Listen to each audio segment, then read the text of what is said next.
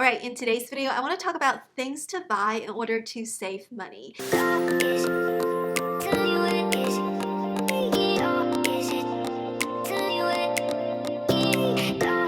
My friends, welcome back to my channel. This is Miss Ming. On my channel, I do a variety of lifestyle content. So before we start, don't forget to subscribe to this channel and ring the notification bell and give this video a thumbs up for the YouTube algorithm. I really appreciate your support. Alright, in today's video, I want to talk about things to buy in order to save money. In my 30 years of life, I've made my fair share of mistakes of wasting money. So in today's video, I want to share a little bit of my experience and one of my favorite things, buying things in order to save down the road in the future. Alright, are you ready? Let's get started. Okay, so the first thing you need to buy to save money is to buy almost brand new cars. So for this particular item in the list, I just want to say that I live in Texas. In the city where I live in, it's very, very hard to get around without a vehicle. So if you live in like New York City or San Francisco City and you can just go around with public transportation, just don't waste your money buying a car, because not only you need to pay for the car, you need to pay for the gas and insurance. So what I'm trying to say is, if you don't need to buy a car, just don't buy a car. In this current location I live in Texas, it's basically impossible in my city to get around. So you just need a car if you live here. So if owning a car is essential for your daily transportation, my own personal experience is to buy a almost brand new car. Okay, please don't click out because I know it's a little bit different from what you may have heard from the internet. Previously, I've heard online from millionaires on CNBC and Shark Tank, and even Graham Stephan, who's a self-made millionaire. They've been talking about not buying new cars. If you watch their content, the first reason for not buying new cars is if you already own a vehicle, just don't keep upgrading your vehicle because it's just not worth it. It's the value of a car, or they depreciate drastically over the very short period of time. So if you already own a vehicle, as long as it works, just don't buy a new car. The second that they are considering was the depreciation, because if you buy a new car in about 3 years, your car will depreciate drastically. So buying a new car seems to be not a great idea in terms of how much it values for the worth. Okay, so let me tell you my personal story and you can make your own decision with what types of cars that you could buy for yourself. When I first was purchasing a vehicle, I knew that I wasn't really good at driving. I was learning how to drive and I didn't have a lot of money, so I bought a used car for a little bit over $9,000 with some transaction fees on top of the taxes. So it was like a little bit over $9,000, and it was actually a pretty okay car, about 8 years old. In that sweet spot, it depreciates without too many years or too many mileage. Can I just say, over the course of 3 years of owning that car, I spent at least $3,000 fixing here, fixing there, and there's this issue, there's that issue, there's like all those very small issues just come up, because I think after certain mileage and after about like 8 to 10 years of age for a car, a lot of small issues just start to surface. So although I spent only $9,000 buying the original car, I ended up spending $3,000 to $4,000 just to fixing the car over the course of 3 years. And at the end, I was like, enough is enough. It's not worth it. So I ended up buying a brand new car. So what I did was I actually downgraded from a Honda Accord to the cheapest model of Nissan. So I spent $14,000 on a brand new car.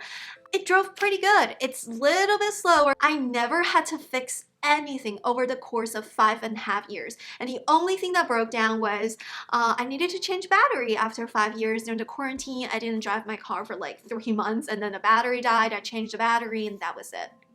So over the course of 5.5 years, I didn't spend any money other than a battery change. So the original used car, it was $9,000 plus $3,000, and I only used it for 3 years. And this car, I paid over $14,000 and just several hundreds for the battery, I guess. and I'm still driving it. It still works really, really well, and I plan to keep driving that car until it starts to have like all these issues.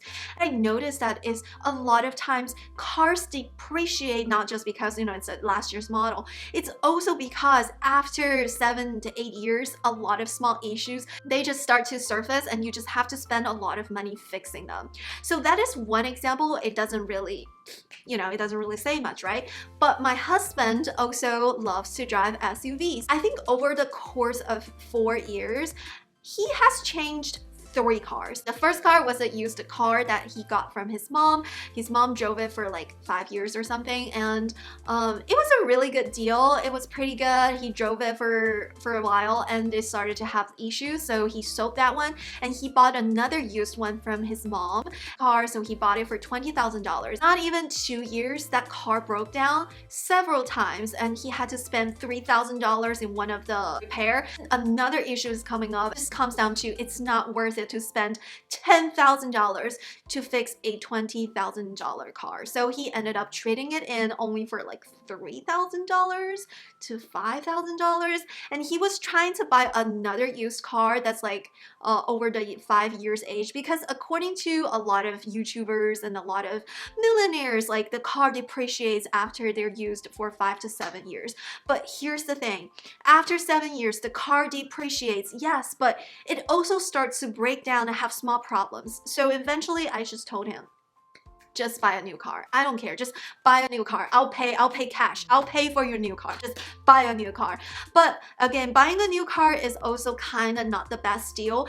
You want to choose a car that has like maybe 1 year of age and maybe several thousands of mileage. So which means maybe some guy bought this car, drove it for several months and felt like it's not their taste. Maybe financially they had other issues, and they were like, okay, we're just not gonna get the car. So they return the car, so the car has some mileage and it's about like 1 year, or it could be one of those test drive cars that's been driven like for a year or something.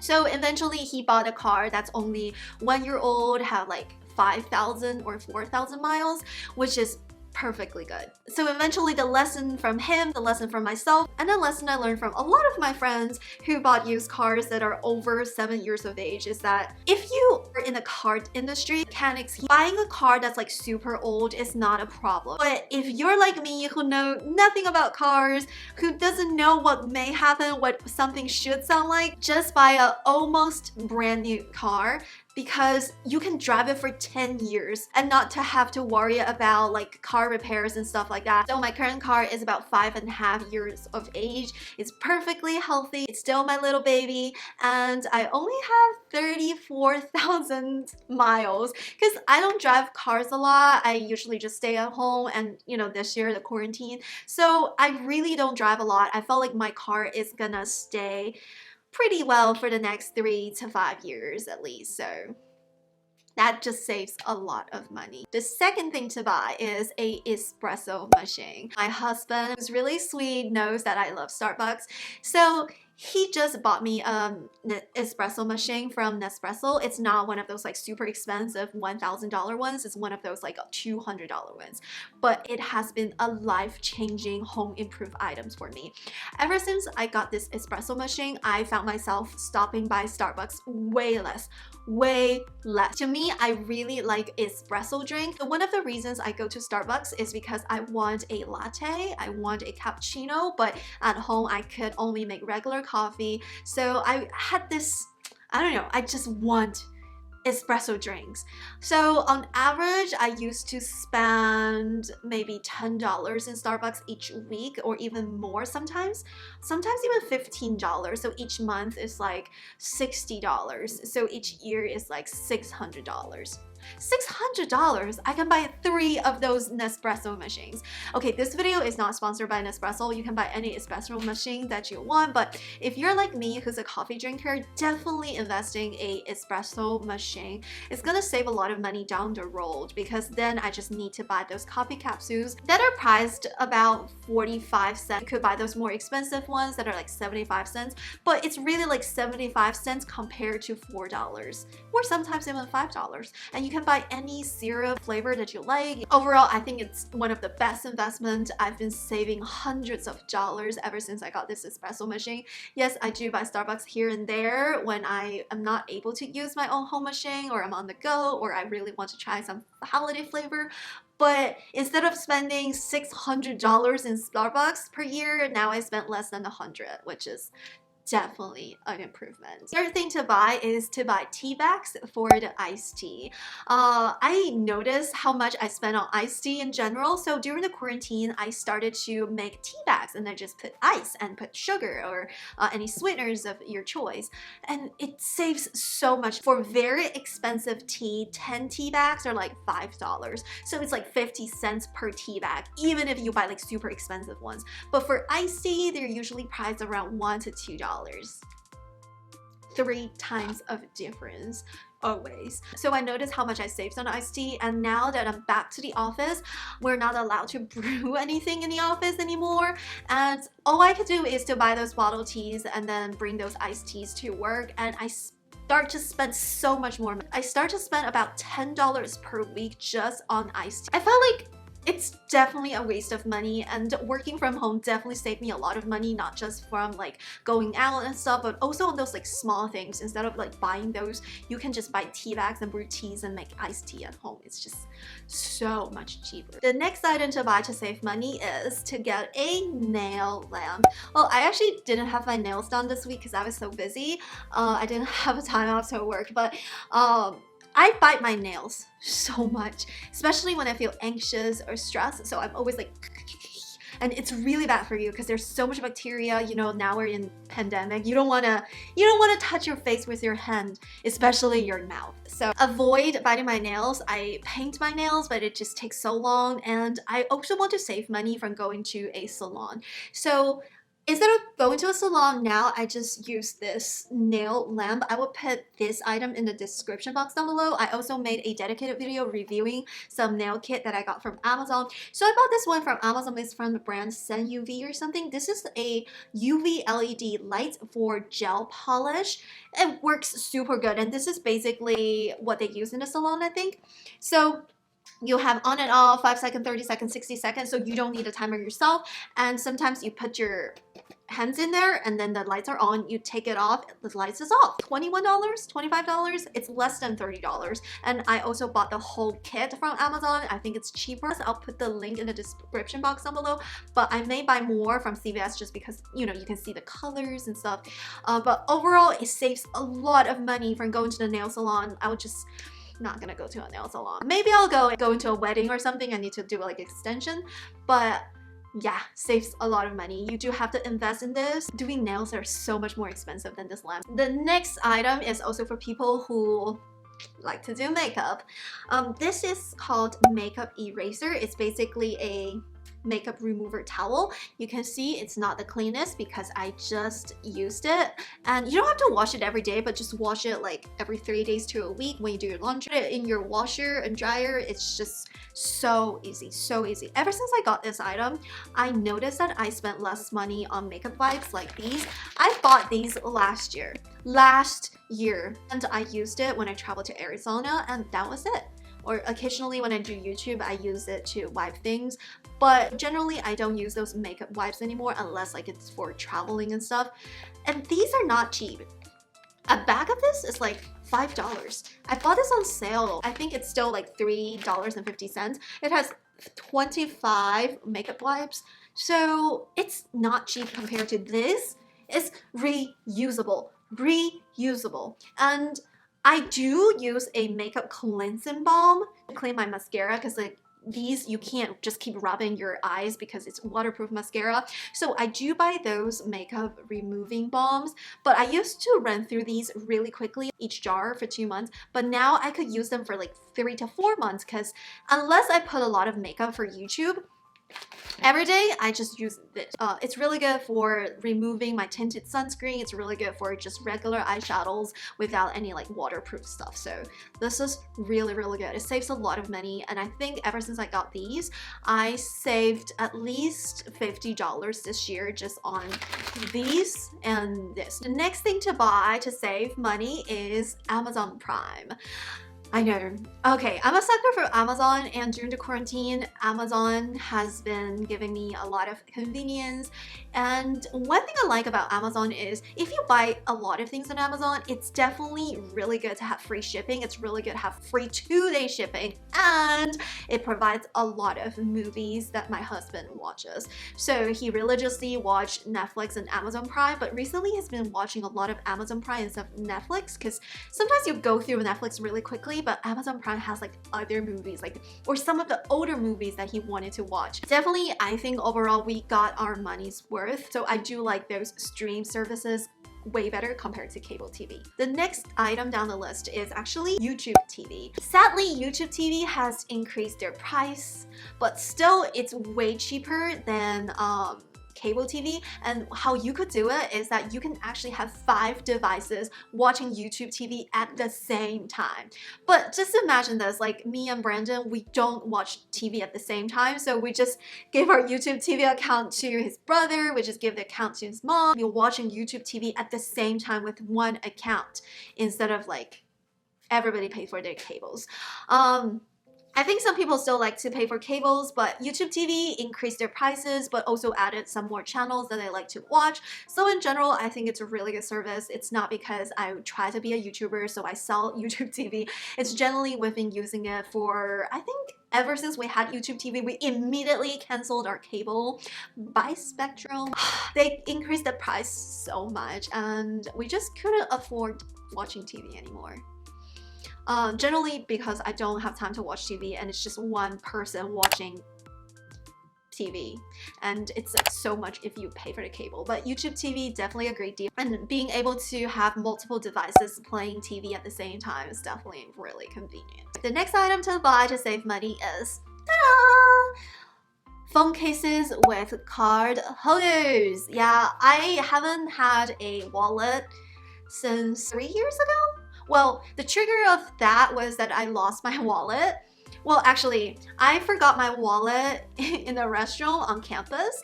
I remember I had my phone and my wallet. I went to the restaurant. I put the wallet on the shelf in the restaurant, left without my wallet, and I didn't notice until after like 6 p.m. or something on Friday. But the good thing is, some very honest campus worker found the wallet, returned it to the campus police, and I got my wallet back. Oh, but that just reminds me, just don't have a separate wallet, just have one. So how I do it is I have my wallet, I have a strap, I basically use this as a card holder. I have my ID here, I have my credit cards here. I don't want to show you my ID, sorry. And also I have like this, so I can put a little bit cash, like $20 just in case.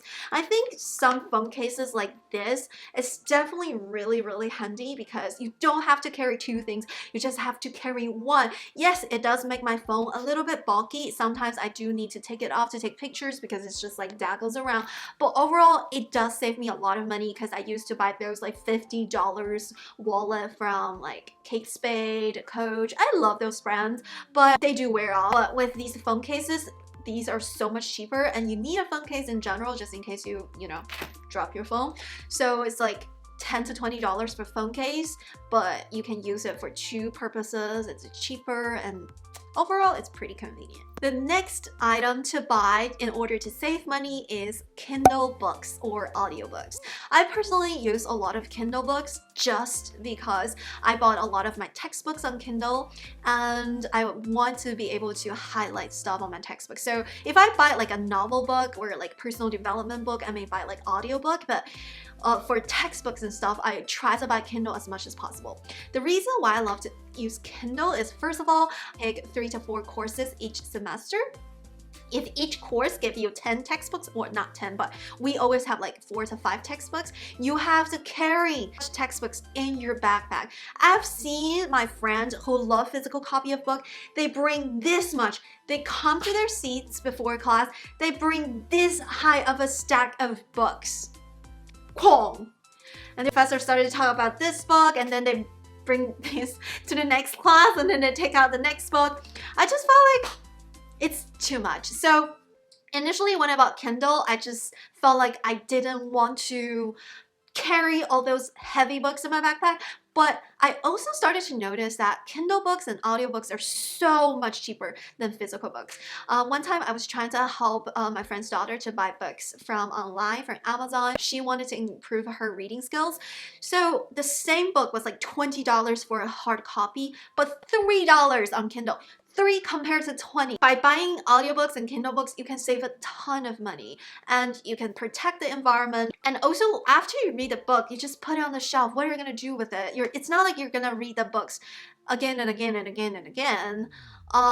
So in general, I felt like ebooks, audiobooks, Kindle books are definitely the way to go, and I definitely think it's something to buy to save money and save environment and save your backpack room. So the last thing to buy in order to save money down the line is to buy stocks.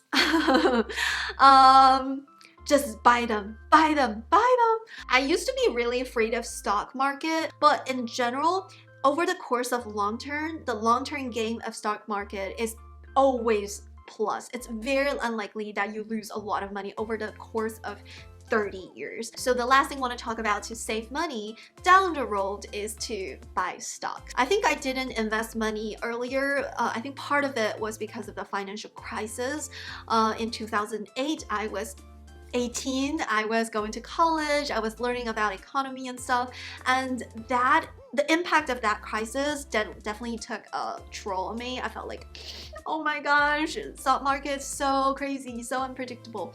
But now that after over 10 years, I realize that it's still going up. Yes, it will take some dips somewhat down the line, but if you just invest, buy and hold,